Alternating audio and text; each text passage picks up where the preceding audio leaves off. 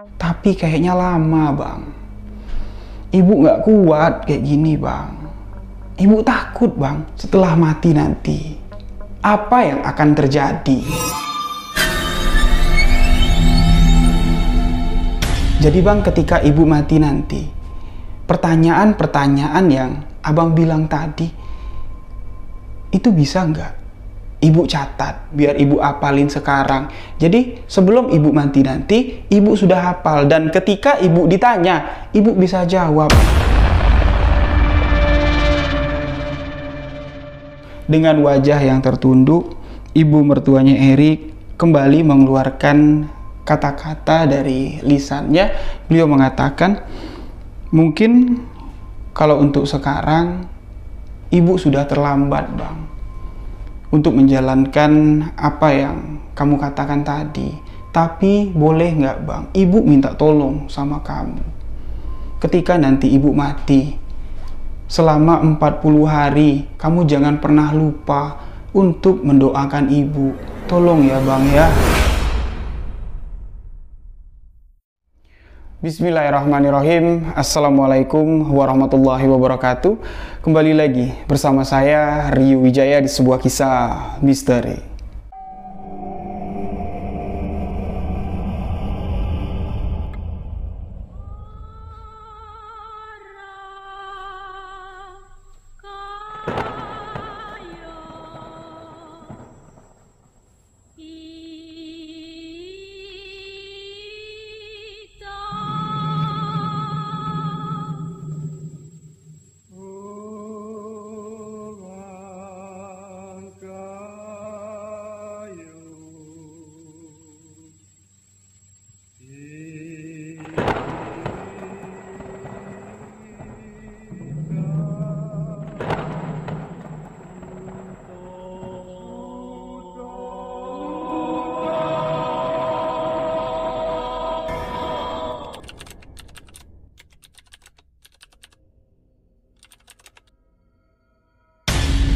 Kisah misteri yang saya bawakan kali ini merupakan kisah kiriman dari sahabat kita Erik. Beliau mengirimkan kisah ke alamat email sebuah kisah misteri@gmail.com, dan setelah saya baca, saya pelajari kisah yang beliau bagikan. Kisah ini saya pilih, saya bagikan kepada sahabat karena menurut saya di dalam kisah ini banyak sekali pelajaran dan hikmah yang bisa kita ambil. Kita ambil dari perjalanan hidup yang akan diceritakan oleh Erik. Perjalanan hidup dari mertua perempuan Erik. Kisah ini berlatar waktu kurang lebih sekitar 11 tahun yang lalu. Terjadi di salah satu daerah yang ada di Jawa Tengah. Pada saat itu Erik baru menikah dengan seorang perempuan dan tinggal bersama perempuan itu bersama kedua orang tuanya di rumah mertuanya si Erik. Erik yang bukan berasal dari daerah Jawa Tengah. Beliau ini merupakan orang perantauan juga. Pada saat baru menikah, Erik belum punya duit untuk ngontrak rumah. Dan istri dari si Erik pun menawarkan Erik, gimana, Bang? Menurut Abang, kalau sementara sebelum Abang punya duit, kita tinggal dulu lah. Sama-sama sama ibu sama bapakku. Toh juga di rumah ibu sama bapak itu ndak ada orang. Mereka cuma tinggal berdua. Kakak perempuanku, dia sudah tinggal di rumah yang jauh dari desa tempatku tinggal. Istrinya mengatakan ibuku tuh udah sakit sekitar 4 tahun yang lalu. Kondisinya tidak kunjung membaik. Ibuku ini bandel, Bang. Kalau mau diajak ke dokter, dia ndak mau. Kalau disuruh minum obat, dia ndak mau. Jadi singkat cerita, beliau pun di sini tinggallah bersama ibu mertua, bapak mertua, sama istrinya di rumah mertuanya si Erik. Yang mana desa tempat tinggal mertuanya ini ada di salah satu lereng gunung yang ada di daerah Jawa sana. Namanya lereng gunung. Erik bilang, jalan untuk sampai ke rumah ibu mertuanya ini sangat terjal sekali. Mayoritas masyarakat yang ada di desa tersebut, mereka semua adalah petani. Lahan pertanian yang ada di sana sangat subur sekali, termasuk bapak mertua dari Erik. Beliau adalah seorang petani. Erik di sini mengatakan bapak mertua dan ibu mertuanya usianya ini belum terlalu tua. kisaran sekitar 58-59 tahun lah. Jadi bapak mertuanya ini masih sehat, beliau masih beraktivitas di kebun pagi-pagi sudah berangkat, sore baru pulang ke rumah. Sedangkan ibu mertua dari si Erik, ketika pertama kali pertemuan Erik dengan ibu mertuanya, ini kondisinya memang sudah nggak bisa jalan lagi. Terlihat secara kasat mata lah, bagian kaki dari ibu mertuanya itu bengkak. Erik di sini mencoba untuk melakukan pendekatan bersama ibu mertuanya, karena sebelum Erik tinggal di sana, Erik ini udah diberi beberapa clue lah sama istrinya kalau ibu itu bang, semenjak dia sakit dari 4 tahun yang silam, ibu itu jarang mau ngobrol sama kami, sama bapak, sama aku, sama mbak juga. Kalau mbak pulang ke sini jarang sekali ibu itu mau ngobrol sama kami.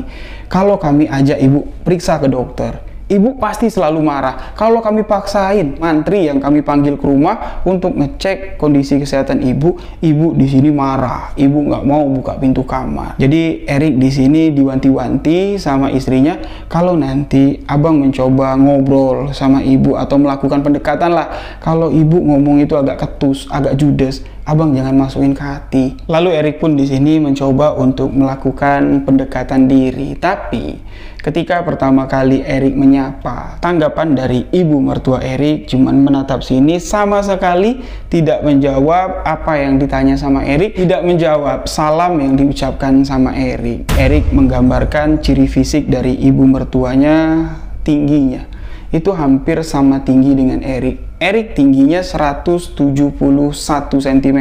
Nah, Erik menggambarkan tinggi dari ibu mertuanya ini hampir sekitar 169-170 cm. Dengan bobot badan lebih dari 100 kg karena terlihat sangat gendut sekali.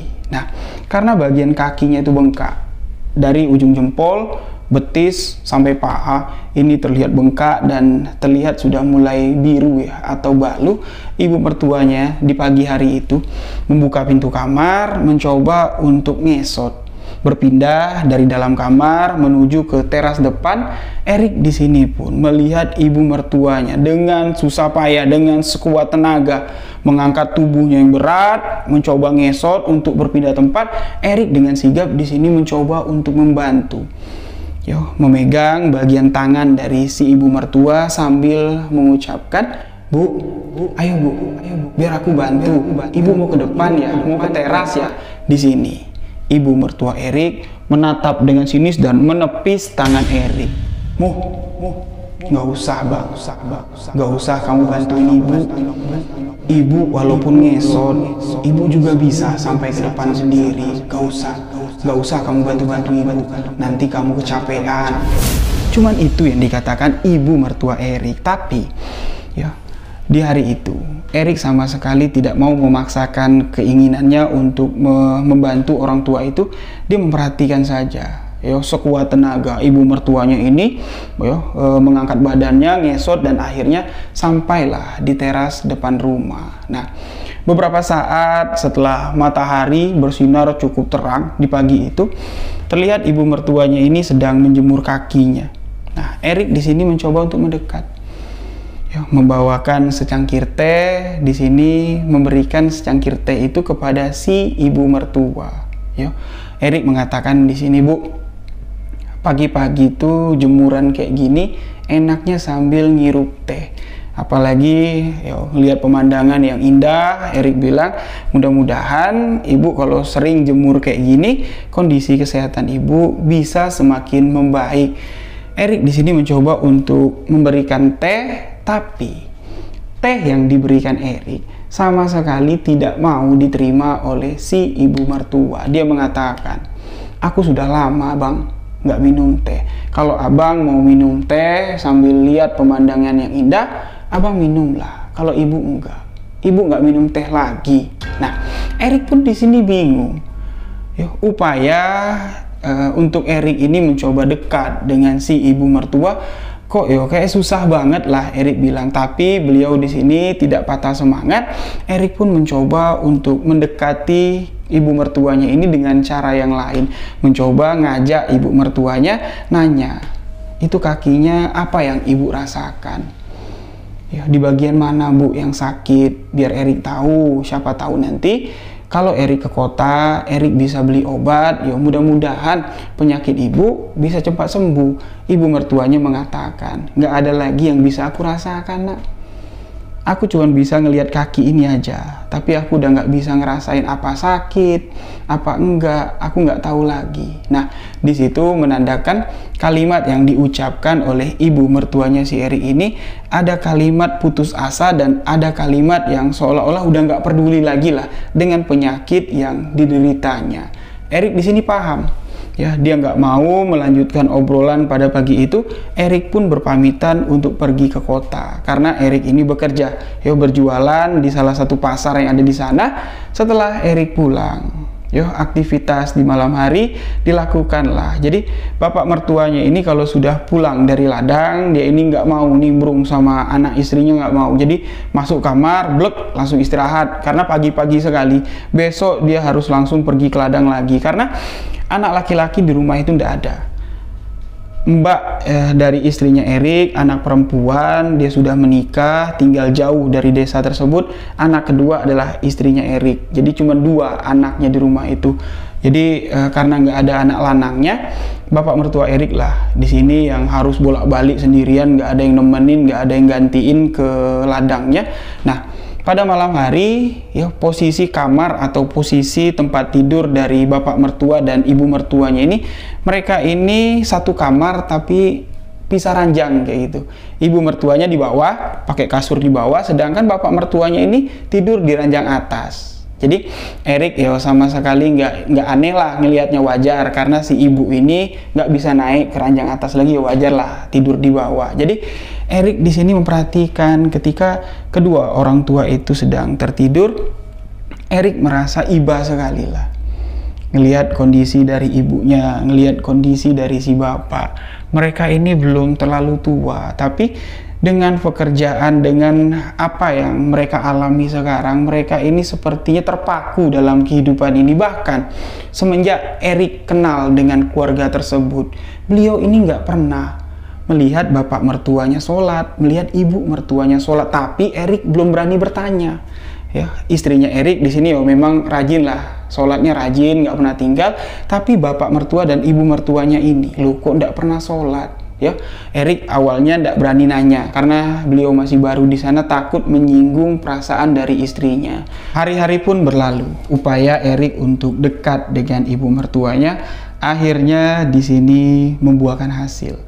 Yang tadinya ketika Erik ngajak ngobrol, ibu mertuanya itu cuman menjawab sepatah 2 patah kata, habis itu udah diem. Tapi di sini karena Erik ini tulus niat dari hati untuk mendekatkan diri dengan si ibu mertua, karena beliau menganggap ibu mertuaku sama dengan ibuku. Itulah yang ada di hatinya si Erik. Dia menganggap orang tua yang sakit ini adalah ibuku. Erik di sini wajib mengabdi kepada ibu mertuanya, membantu apa saja yang dibutuhkan oleh ibu mertuanya, termasuk menghibur ibu mertuanya yang sedang lara. Erik paham di sini, bukan cuma sekedar sakit fisik yang diderita oleh ibu mertuanya, tapi batinnya juga. Nah, Erik pun di sini mencoba bertanya sama istrinya, "Dek, sebelum ibu ini jatuh sakit 4 tahun yang lalu, kamu bilang, apa memang ibu ini orangnya judes, pendiam kayak gini, acuh sama kalian yang tinggal di rumah ini?"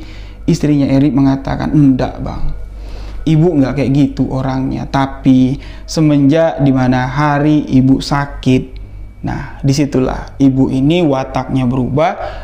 Beliau jarang ngobrol sama saya, apalagi sama bapak, jarang sekali berkomunikasi, apalagi sama mbakku. Kalau mbak datang, ibu lebih memilih untuk diam 1000 bahasa, nggak tahu kenapa." Nah, Erik di sini bertanya sama istrinya, "Masa iya nggak ada alasan?" Pastilah ada alasan kenapa ibu diam sama kalian. Pasti ibu ini ada tersinggungnya sehingga membuat perubahan dalam sikapnya. Dan istrinya Erik pun di sini mengatakan, jadi 4 tahun yang silam ibu ini nggak ada lah gejala-gejala sakit apa-apa, nggak ada. Tapi di kampung ini ibu ini dikenal sebagai wanita yang kuat sekali bang.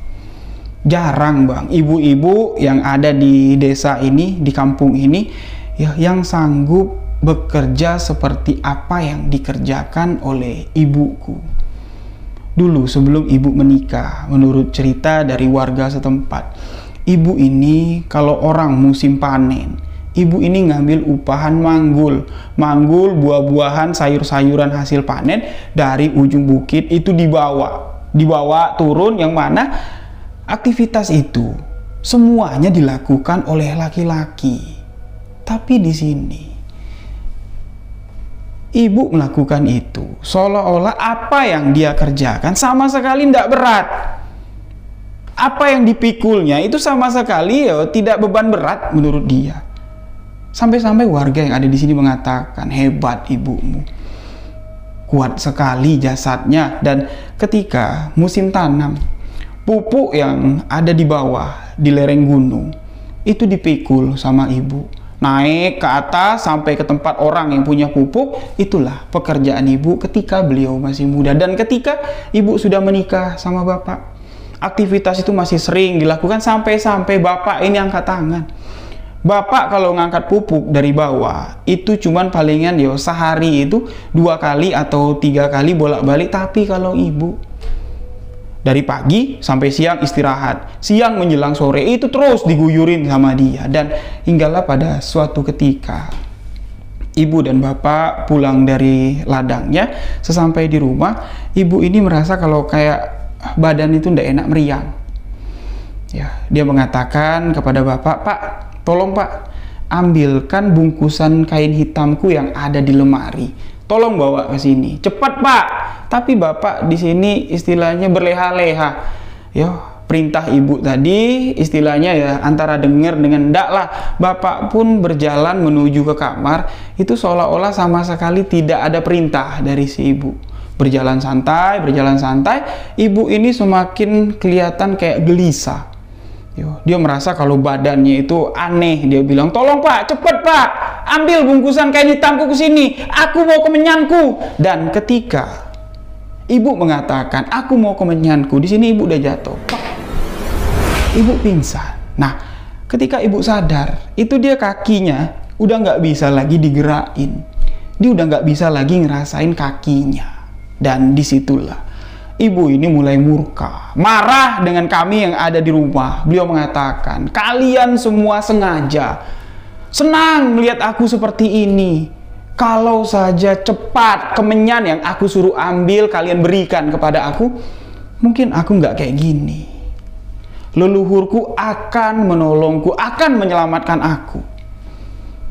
Nah, mulai dari hari itulah ibu ini marah besar sama kami. Kami mencoba untuk menebuslah kesalahan kami pada saat itu, terutama bapak. Bapak merasa bersalah sekali karena ibu mengatakan gara-gara bapak lah telat, lalai istilahnya, nggak mau cepet ngambilin apa yang disuruh, jadi ibu lumpuh kayak gini. Bapak ini merasa bersalah sekali, mencoba deket sama ibu, tapi ibu marah-marah. Bahkan karena ibu ini orangnya temperamen, orangnya emosian, bapak lah yang selalu mengalah. Makanya dari itu bapak lebih menghabiskan waktu di ladang daripada di rumah. Kalau udah capek dan ngantuk baru bapak pulang ke rumah. Nah, sama kami pun juga seperti itu. Kami mau melayani ibu, mau bikin sarapan, mau ngasih obat, ibu nggak mau. Dia cuma mengatakan, "Aku baik-baik saja. Aku tinggal nunggu kapan waktu leluhurku datang untuk menjemputku. Aku udah bosan seperti ini. Percuma kalian bawa aku ke dokter.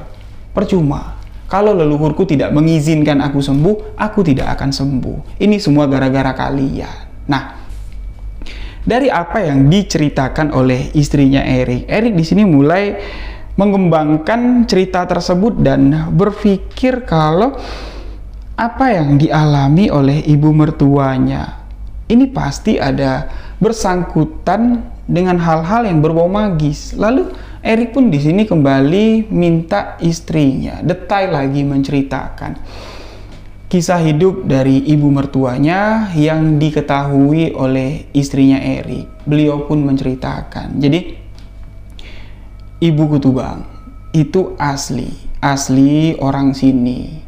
nenek luhurnya memang berasal dari lereng gunung ini. Sedangkan kalau bapakku tuh pendatang. Nah, setelah mereka menikah, mereka menetap di sini, tinggal di rumah ini, yang mana rumah ini adalah warisan turun-temurun dari keluarga ibuku. Nah, mungkin abang bertanya-tanya, kenapa ibu tuh nggak pernah sholat? Bapak juga. Di rumah bapak nggak pernah kelihatan kalau bapak sholat. Daripada abang bertanya sama aku, lebih baik ya sekarang lah aku jelasin sama abang. Sekaligus apa yang aku jelaskan ini ada sangkut pautnya dengan apa yang aku ceritakan tentang ibu ketika dia sakit tadi. Jadi istrinya Erik mengatakan ibunya ini dia lebih percaya dengan kekuatan leluhurnya. Beliau lebih percaya dan yakin keberadaan leluhurnya yang memberi pertolongan, yang menyelamatkan dirinya daripada Allah Subhanahu wa Ta'ala. Dia tahu apa itu Islam. Dia tahu cara menunaikan ibadah sholat itu, dia tahu, tapi dia tidak mau menunaikan ibadah sholat karena dia lebih percaya dengan keyakinan dari leluhurnya. Jadi pihak keluarga dari ibuku itu memang memiliki kepercayaan seperti itu, Bang. Statusnya mereka itu Islam, di KTP Islam, tapi mereka sama sekali tidak pernah menjalankan ajaran agama Islam, itu nggak pernah. Ketika ada pengajian yang seharusnya pengajian itu diadakan di rumah ini, mereka lebih memilih untuk memberikan lauk pauk atau memberikan uang lah, ya pengajian itu dipindahin aja lah ke rumah sebelah daripada pengajian diadakan di rumah ini. Nah, jadi ibu ini ketika dia sakit, ya, dia lebih percaya dengan kemenyan warisan leluhurnya daripada obat-obatan dari dokter. Dan ibu ini juga dikenal sama warga setempat sini, beliau ini bisa mengobati orang-orang yang terkena sakit non medis. Tapi penyakit non medis itu berkaitan dengan lelembut atau makhluk gaib penghuni gunung sini. Yo, bukan terkena santet atau apa, enggak. Jadi misalnya ada yang salah buat jadi keteguran, yo badannya demam tinggi, ngeracau, kesurupan, itu rata-rata mereka yang ada di kampung ini datang berkonsultasi dengan ibu lah yang bisa mengobatinya. Dan menurut cerita dari istrinya si Erik, ibunya ini adalah keturunan terakhir dari keturunan yang ada di gunung itu. Dialah keturunan terakhir yang masih hidup. Jadi ya, kekuatan atau titisan dari leluhur itu memang kuat sekali, auranya yang ada di dalam ibu mertuanya si Erik ini. Dan menurut cerita dari istri si Erik ini, kalau rumah yang mereka tempatin itu tidak pernah, kalau mereka pergi ke ladang, ya, kalau mereka pergi ke kota, kalau rumah itu kosong, rumah itu digembok, dikunci, tidak pernah. Karena menurut kepercayaan dari si ibu, rumah itu tidak pernah kosong. Leluhurnya akan tetap menjaga, leluhurnya akan tetap menunggu.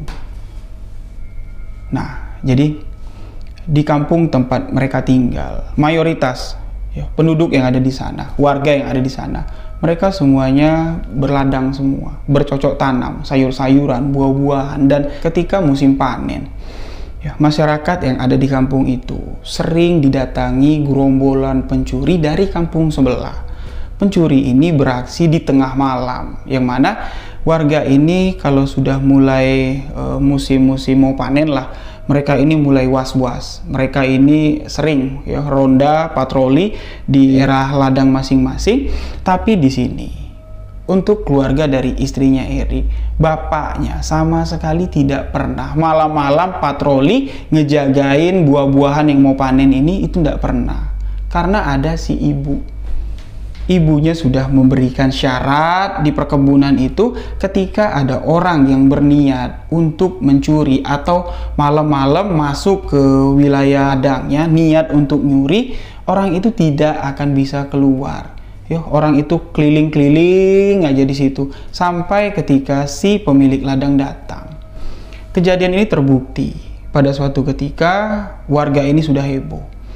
Beberapa lahan perkebunan itu sudah disatronin maling, mereka gagal panen karena hasil panen itu sudah dibopong, sudah dicuri sama si maling. Bapak dari istrinya si Erik ini mengatakan kepada ibunya, "Bu, malam ini aku mau jaga-jagalah di kebun. Takut Aku udah capek-capek mupuk, udah capek-capek nyiram, ngejaga, nanti maling yang dapat hasil. Ngapain Pak kamu kesana malam-malam? Ngapain? Nggak ngantuk kamu? Nggak capek badan kamu? Dah, kamu tidur di rumah. Nggak apa-apa, aku yang jamin nggak apa-apa. Kalau ada yang berniat buruk, palingan besok pagi kamu yang ketemu langsung sama orang itu. Dah, kamu tidur, nggak usah kamu kemana-mana. Menurut cerita dari istrinya Erik, ibunya inilah ya menggunakan kekuatan dari leluhurnya ini, keyakinan sama kekuatan leluhurnya ini pergi malam-malam ke ladangnya. Sesampainya di ladang, dia itu mengambil tanah dari beberapa sudut ladang tersebut dan tanah itu dikepal ya, dibikin bulatan, dijadikan satu, dan sesampainya di rumah, kepalan tanah yang bulat itu dilihatin sama bapak mertuanya si Erik, dan ibu mertuanya ini mengatakan, Pak, lihat nih Pak, ini kepalan tanah. Tanah ini aku ambil dari ladang kita. Ketika besok pagi kalau bapak melihat kepalan tanah yang bulat ini pecah, berarti di ladang kita itu ada orang yang sudah muter-muter nyari jalan keluar. Orang yang mau mencuri, tapi kalau kepalan tanah ini masih utuh, berarti ladang kita masih utuh. Nah, ketika nanti bapak nemuin orang yang muter-muter nyari jalan keluar di ladang kita, bapak jangan bapak apa-apain, jangan bapak pukul, jangan bapak sentil, pokoknya bapak datang ke sana, bapak tegur. Dia kalau nggak bapak tegur, dia nggak bakal ngelihat bapak, dia akan terus muter aja di situ sampai besok pagi, sampai besok paginya lagi. Nggak bakal dia berhenti sebelum bapak tegur. Nah, setelah bapak tegur, bapak tanya aja, kamu tinggal di mana? Dari mana asal kamu? Ketika dia mengatakan, aku dari kampung ini, bapak katakan lagi, tolong sampaikan kepada teman-temanmu, jangan pernah lagi datang ke sini, jangan pernah berniat mencuri ladangku. Nah, bapak suruh pulang. Orang itu akan merasa sangat lelah sekali, dan dia nggak akan lagi, Pak, kepikiran untuk datang nyatronin ladang kita. Dan apa yang dikatakan oleh ibu mertuanya Erik ini memang terbukti nyata dan dialami langsung oleh bapak mertuanya Erik. Setelah si Erik ini mengetahui siapa dari ibu mertuanya, beliau di sini merasa sangat iba sekali, merasa sangat sedih sekali dan prihatin. Tapi apa daya, ibu mertuanya si Erik ini belum mau diajak berkomunikasi. Tapi ya, setiap Erik ini sholat, di dalam doanya dia selalu meminta kepada Allah SWT agar membuka hati dari ibu mertuanya ini untuk kembali ke jalan Allah SWT, bertobatlah intinya. Nah, lambat laun Erik terus melakukan pendekatan dengan ibu mertuanya, terus walaupun dicuekin, dan pada satu momen ibu mertua dari si Erik ini mau ngobrol, mau ngomong dengan si Erik. Di momen itulah Erik ini mencoba untuk semakin mendekatkan diri dan mencari tahu sebenarnya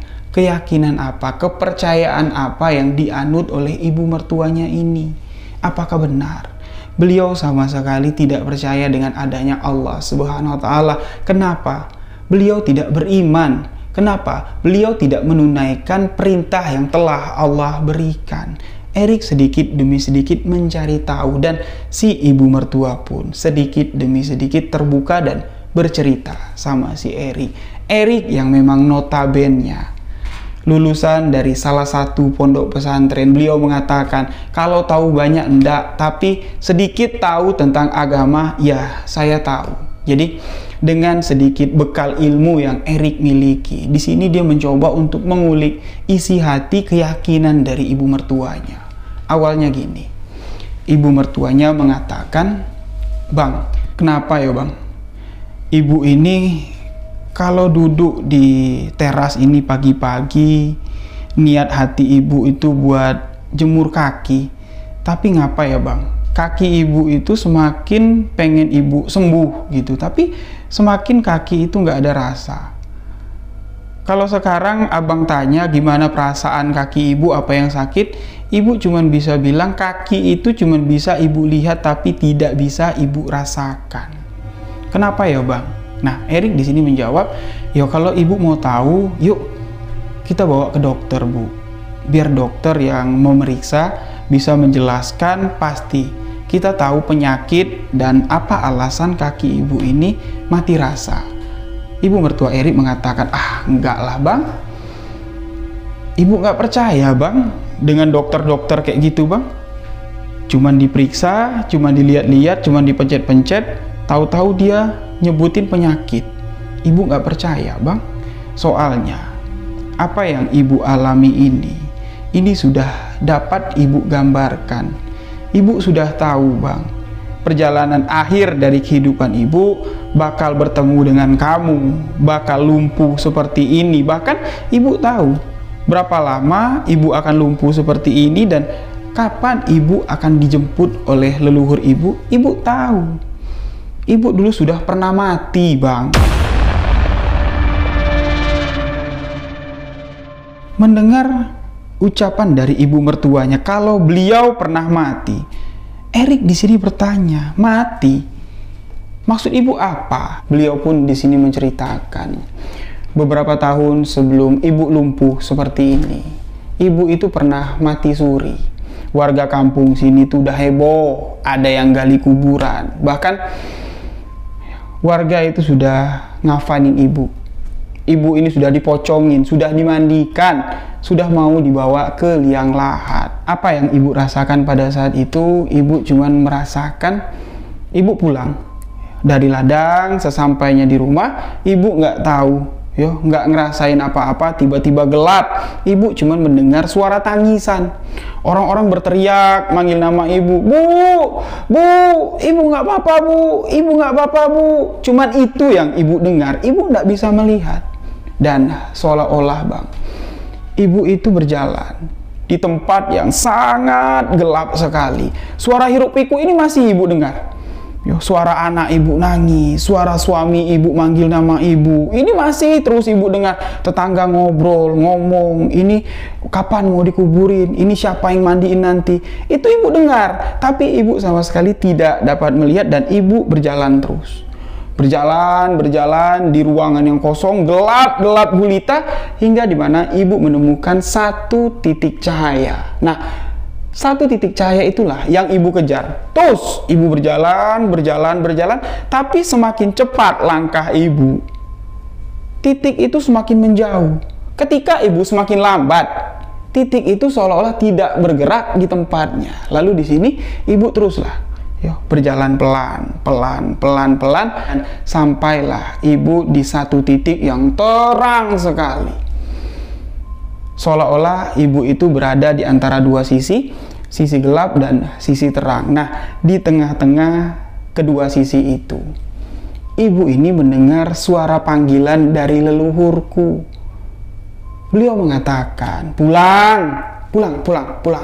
Belum waktunya kamu berada di sini. Pulang. Kamu sekarang pulang. Pulang ke rumah, kamu lihat di samping rumah kamu, di situ ada anak pisang. Kamu cabut. Ketika anak pisang itu kamu cabut, kamu akan hidup lagi. Pulang. Nah, ketika suara leluhurku mengatakan pulang, cahaya yang terang sekali, dua sisi yang tempat ibu berdiri, itu seolah-olah berubah menjadi situasi yang ada di sekitar rumah. Itu ibu berjalan sampai di samping rumah, ibu melihat ada anak pisang. Sesuai dengan apa yang dikatakan leluhurku tadi, ibu cabut. Begitu ibu cabut, ibu ini kebangun, ibu melihat kalau ibu itu udah pakai pocong. Nah, orang-orang yang ada di sekitar ibu itu semuanya ketakutan, semuanya teriak. Mereka berpikir kalau ibu mungkin jadi hantu. Setelah kejadian hari itu, ibu dikatakan oleh orang kampung sini mati suri, tapi nggak sepemahaman dengan ibu. Ibu katakan kalau ibu belum waktunya mati karena leluhurku belum mengizinkan aku untuk pulang. Kalau pada hari itu leluhurku memanggil, ayo sini pulang, ya mungkin aku nggak ketemu Bang sama kamu. Nah, semenjak hari itu, keadaan sekarang ini, kejadian-kejadian yang akan datang seperti pertemuan aku sama kamu, itu sudah digambarkan sama leluhurku. Aku sudah tahu, makanya aku sekarang sudah tidak terlalu peduli lagi dengan apa yang akan kalian lakukan. Aku tahu sekarang aku cuma disuruh nunggu kapan waktu leluhurku datang untuk menjemput aku. Tapi kayaknya lama Bang. Ibu nggak kuat kayak gini Bang. Ibu takut Bang. Nah, takut apa Bu? Erik bertanya. Ibu bilang kan ibu sudah tahu ke depan, kejadian ke depan yang akan terjadi, ibu sudah tahu sampai di mana hari ibu akan mati, ibu tahu. Ya itulah Bang. Itu yang ibu takutkan. Ibu tahu kematian ibu nanti di hari apa, kejadiannya seperti apa. Ibu itu udah dapat gambaran dari leluhur ibu, tapi ibu takut Bang. Setelah mati nanti, apa yang akan terjadi? Karena gambaran dari leluhurku cuman sebatas ketika ibu mati. Nah, di sini Erik pun sedikit menjelaskan tentang kehidupan dan kematian. Ya, sesuai pengetahuan yang beliau dapat selama mondok di pesantren, beliau mengatakan kehidupan ini adalah sebuah masa yang sangat singkat sekali, menunggu datangnya kematian, dan setelah kematian menjemput kita, itulah yang dinamakan sesungguhnya kehidupan. Makanya ketika kita hidup di dunia ini, bukan harta, bukan jabatan yang Allah perintahkan untuk kita kumpulkan, tidak, tapi amal soleh, perbuatan baik sebagai bekal kita nanti akhirat. Jadi ketika umat yang dilahirkan tahu kapan akan kematiannya dan merasa takut ketika kematian itu akan datang, itu bahaya Bu, bahaya. Bahayanya kenapa Bang? Ya, ibu mertuanya bertanya.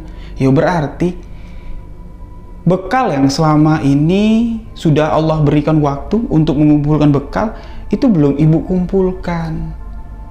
Sedangkan kiai aja Bu, ustadz, ulama yang sehari-harinya baca Al-Quran, yo khatam Quran itu yo cepat sekali, mereka saja masih merasa kurang dengan pahala-pahala, dengan amalan yang mereka telah lakukan. Mereka merasa masih kurang, masih belum cukup untuk menjamin di hari akhir nanti, di akhirat nanti. Apalagi kita Bu, yang setengah dari kehidupan kita gunakan untuk dunia, setengah lagi kita gunakan untuk berleha-leha menikmati dunia. Apalagi kita. Nah, jadi di sini ibu mertua dari si Erik ini bengong, seolah-olah dia itu baru dapat pemahaman tentang kehidupan dan kematian. Lalu Bang, nanti setelah ibu mati, ibu ngapain Bang? Ibu ada di mana?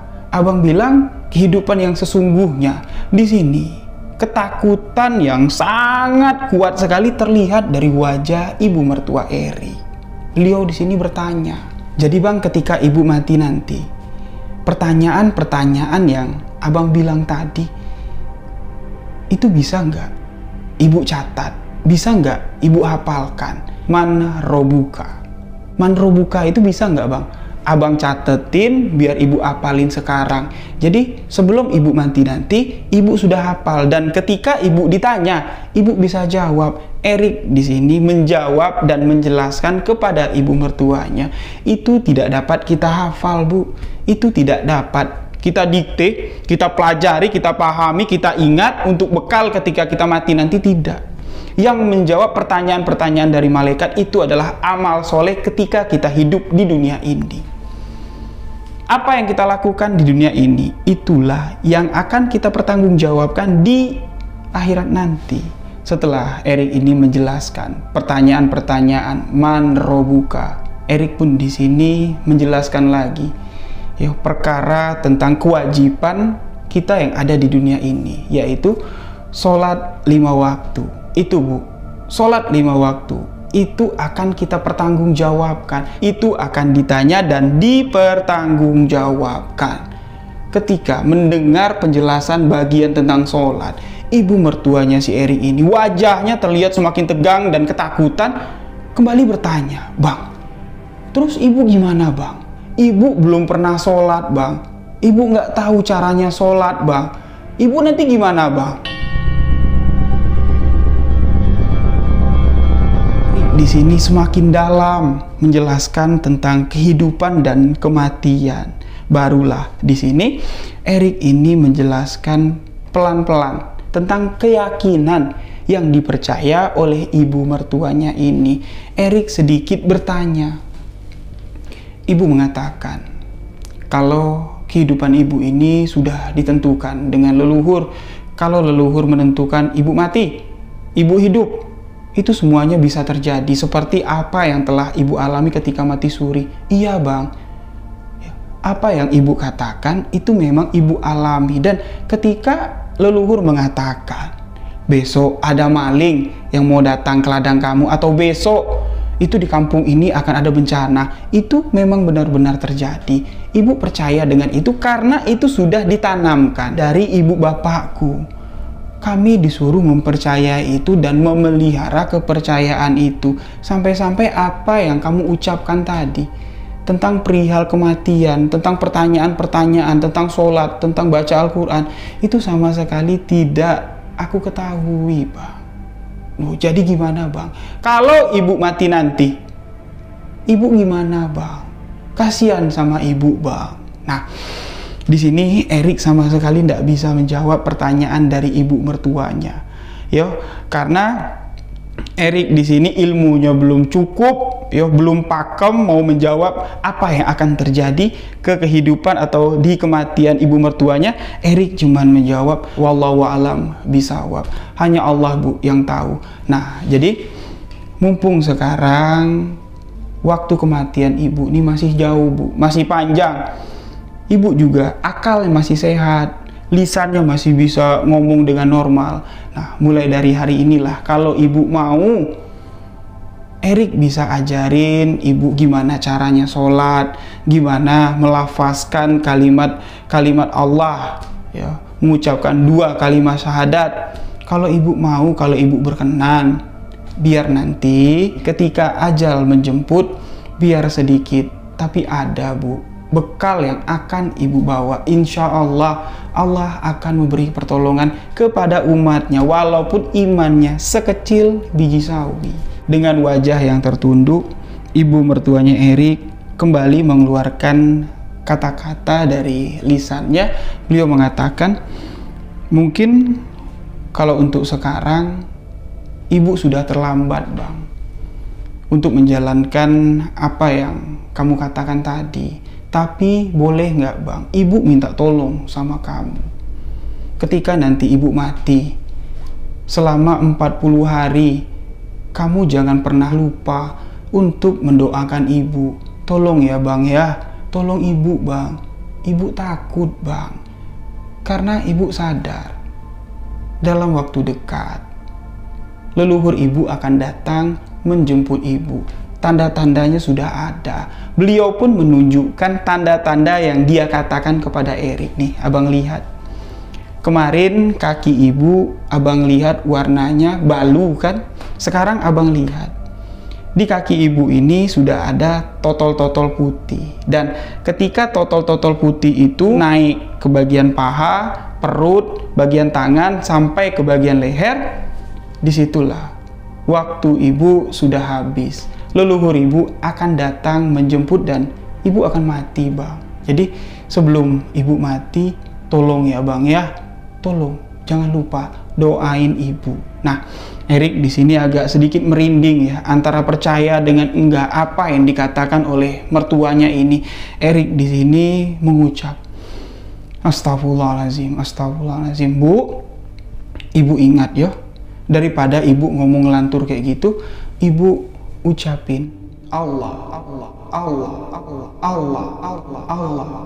Itulah ya yang diajarkan Erik, biar mertuanya ini ngomongnya ndak ngelantur, untuk mengucapkan Allah, Allah, Allah. Daripada ibu ngomong kayak gini, mending ibu ngucap Allah, Allah, Allah, dan ibu mertuanya pun tersenyum. Nah, hari itu pembicaraan mereka sudah selesai, yang mana keterbukaan dari ibu mertua dan si Erik ini merujuk ke satu dilema yang sangat berat sekali yang dialami oleh si Erik. Dia sadar mertuanya ini tahu kalau dia akan mati dan beliau takut setelah beliau mati nanti. Beliau sadar selama hidup di dunia sama sekali tidak ada bekal, bahkan beliau tidak ingat akan adanya Allah Subhanahu wa Ta'ala. Ketakutan yang sangat luar biasa sekali. Tapi apa dayanya si Erik, beliau cuman memberikan saran-saran yang seharusnya dijalankan oleh ibu mertuanya menjelang akhir hayat. Tapi di sini beliau mengatakan mungkin sudah terlambat, dan alhamdulillahnya kalimat Allah, Allah, Allah, Allah, Allah itu terus diucapkan dari hari itu sampai di mana Suratul Maut menjemput ibu mertuanya si Erik. Namun sebelum di hari kematian ibu mertuanya Erik, ada satu kejadian yang sangat langka sekali. Pagi itu Erik sama ibu mertuanya ini duduk di teras seperti biasa. Tiba-tiba ada seorang wanita parubaya, umurnya, bentuk badannya, tingginya hampirlah sama persis dengan ibu mertua Erik yang sedang lumpuh ini. Wanita parubaya yang datang menghampiri Erik dan ibu mertuanya ini mengatakan kepada ibu mertuanya si Erik, "Permisi, maaf kalau saya ganggu." "Iya, kenapa bu?" "Ndak, kalau boleh saya minta sama ibu." "Minta apa?" "Saya minta baju yang belum pernah ibu gunakan." Nah, ibu mertuanya si Erik di sini bingung. Baju yang belum pernah aku gunakan. Nah, Erik di sini berpikir mungkin ibu mertuanya ini akan menolak permintaan dari wanita parubaya ini, tapi tidak. Dia mengatakan, "Oh, ada baju yang dibelikan anakku untuk pergi ke pengajian." Nah, dia pun di sini memanggil istrinya Erik untuk mengambilkan baju itu di lemari dan dibungkus plastik, diberikanlah kepada wanita parubaya tersebut. Sebelum baju itu diberikan, ibu mertuanya Erik mengatakan, "Ini baju yang ibu minta. Baju ini semenjak dibeli sama anak saya belum pernah menggunakannya karena anak saya menyuruh saya pergi ke pengajian. Saya tidak mau pergi ke pengajian, makanya baju itu tidak saya gunakan. Mudah-mudahan kalau ibu yang pakai baju ini bisa sampai ke pengajian." Baju itu pun diterima oleh wanita parubaya itu, dan wanita parubaya itu pergi menghilang entah kemana. Jadi ibu mertuanya Erik mengatakan kepada Erik pada saat itu, "Bang, mungkin 2-3 hari lagi ibu akan pergi nyusul wanita yang minta baju ibu tadi." Maksud ibu apa? Itulah sosok penampakan leluhur ibu yang mau menjemput ibu.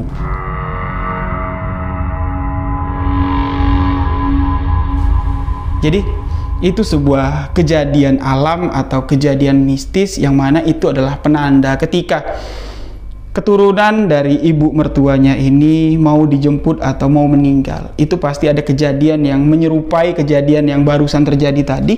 Dia sadar ketika baju yang belum pernah dipakai diminta, berarti di situ dia harus bersiap-siap untuk meninggalkan dunia ini. Tepat 2 hari setelah kejadian di pagi hari itu, tidak ada yang tahu, tidak ada yang melihat, tidak ada yang menyaksikan kepergian dari ibu mertua Erik selain Erik. Malam itu sekitar jam 9, Erik melihat ke kamar, ibu mertuanya sedang tidur, menghadap ke dalam, punggungnya menghadap ke pintu. Bapak mertuanya tidur di atas ranjang, udah ngorok. Istrinya si Erik di sini sudah tidur di kamar. Nah, terdengar suara dengkuran dari ibu mertuanya ini agak sedikit berbeda. Terdengar agak sedikit berbeda dari hari-hari biasanya. Erik di sini curiga, membangunkan istrinya. "Dek, bangun dek. Kamu dengar gak suara dengkuran ibu tuh beda sekali dari biasanya?" "Ah, enggak bang. Biasalah, mungkin ibu tidurnya terlalu lelap, kecapean mungkin." Erik mengatakan, "Kamu bangunlah. Kamu cek dulu ibu, aku nggak enak masuk ke kamar, coba kamu lihat. Feelingku nggak enak deh. Nggak bang, nggak apa-apa, itu udah biasa. Nah, Erik pun di sini duduk di ruang tamu sambil mendengarkan dengkuran dari ibu mertuanya. Ini agak aneh. Di ujung dengkurannya itu terdengar Allah, Allah, Allah, Allah, Allah. Seolah-olah ada suara dari dalam perut ini mengucapkan kalimat Allah, Allah, tapi nggak jelas karena napasnya itu sudah terasa sendat. Erik di sini semakin curiga dan Erik pun memberanikan diri di jam 11 malam mendekati ibu mertuanya ini yang sudah tidak mengeluarkan suara dengkuran lagi. Ketika Erik mengecek, melihat ibu mertuanya yang tertidur miring, beliau sudah tidak bernyawa lagi. Tapi di sini Erik melihat dengan jelas kalau dari mulut yang terbuka, dia melihat kalau ujung lidah dari ibu mertuanya ini dia bergelung ke dalam ya, seperti ketika kita mengucapkan Allah. Ya, Allah. Dan Erik percaya sebelum sakratul maut, sebelum malaikat mencabut ruh dari jasad ini, beliau sempat mengucapkan kalimat Allah, Allah, Allah. Dan dari ciri-ciri kematian ibu mertuanya, sesuai dengan apa yang diketahui Erik ya, dipelajari Erik ketika beliau mondok di pesantren, dari bagian dahinya itu keluar butiran-butiran keringat, yang mana menurut hadis riwayat mengatakan ketika seseorang meninggal dengan tanda keringat keluar dari dahinya, keluar seperti butiran-butiran jagung, itu penanda kalau beliau meninggal dalam keadaan husnul khotimah. Dan Erik di sini melihat tubuh dari ibu mertuanya ya, yang tubuh yang gendut ya, yang bengkak lah Erik katakan. Ketika ruh sudah terpisah dari jasad, dia melihat tubuh itu seolah-olah mengecil, mengempes. Kulitnya ini terlihat bersih sekali. Dia memperhatikan apa yang dikatakan, kamu lihat ya bang, kalau totol putih ini sudah rata dari kaki ke badan sampai ke leher, berarti itu ibu tandanya sudah mati. Tanda-tanda itu sudah tidak terlihat lagi. Kulitnya bersih sekali dan bagian wajahnya, bagian wajah ibu mertua Erik yang sudah meninggal itu menguning, bersinar, mengeluarkan cahaya. Erik yang ada di sana pada saat itu tidak percaya. Ya, dia nggak percaya kalau jenazah yang dilihatnya ini adalah jenazah ibu mertuanya yang pengalaman hidupnya itu sangat jauh sekali dari ajaran agama Islam. Jadi setelah Erik sadar kalau ibu mertuanya ini sudah meninggal dunia di jam 11 malam, istrinya dibangunkan, bapak mertuanya dibangunkan, warga pun berkumpul. Warga di sini mulailah menyiapkan proses untuk pemakaman di esok harinya. Dan ketika jenazah ini dimandikan, si pemandi jenazah mengatakan aroma yang keluar dari jasad, aroma yang keluar dari tubuh ibu mertuanya si Erik ini seolah-olah sebelum ibu mertuanya Erik ini meninggal, dia tuh kayak pakai parfum wangi sekali.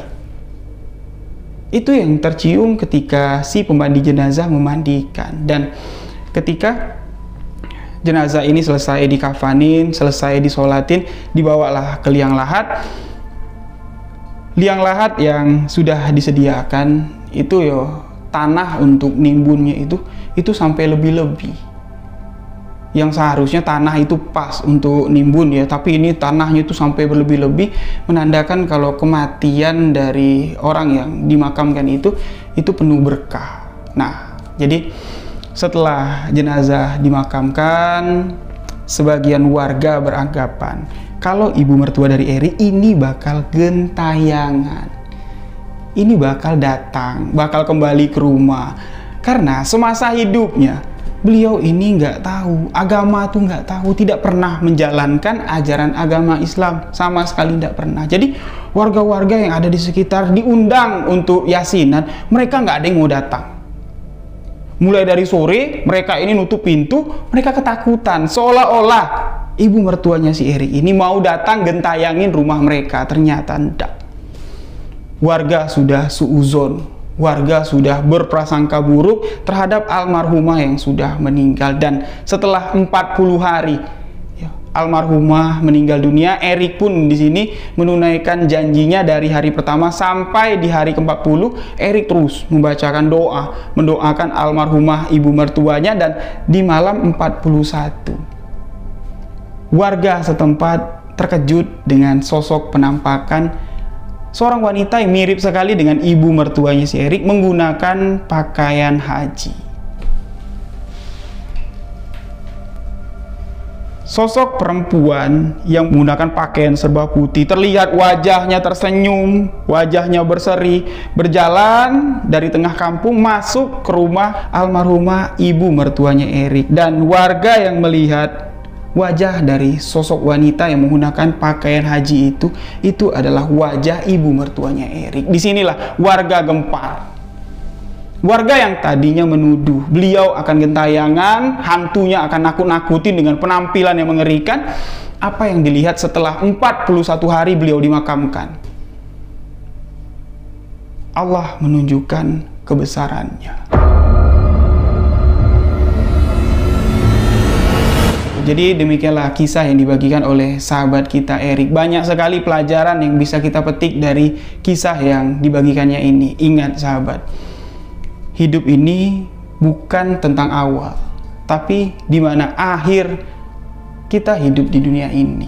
Seperti kisah yang dibagikan oleh sahabat kita Erik. Semasa hidupnya ketika dilahirkan ke dunia sampai beliau sadar, ibu mertua dari Erik ini sama sekali tidak tahu tentang apa itu sholat, apa itu Allah, apa itu tentang kebaikan-kebaikan, apa itu tentang Islam. Dia sama sekali tidak tahu. Tapi ketika beliau diberikan petunjuk oleh Allah Subhanahu wa taala di waktu yang sudah sedikit sekali, tapi di sini dia yakin, malah dia malu. Mungkin ibu sudah terlambat. Dia merendah, dia mengaku bersalah ketika itu. Allah yang tidak menolak pinta umatnya, dan Allah selalu merindukan umat-umat yang bertobat. Jadi jangan pernah malu untuk mengakui kesalahan kita kepada Sang Pencipta, Sang Pemilik jagat ini. Demikian sebuah kisah misteri kali ini. Mohon maaf jika ada salah-salah kata, salah ucap dalam penyampaian kisah ini. Saya, Rio Wijaya, mengucapkan wabillahi taufik wal hidayah. Wassalamualaikum warahmatullahi wabarakatuh. Salam sebuah kisah misteri.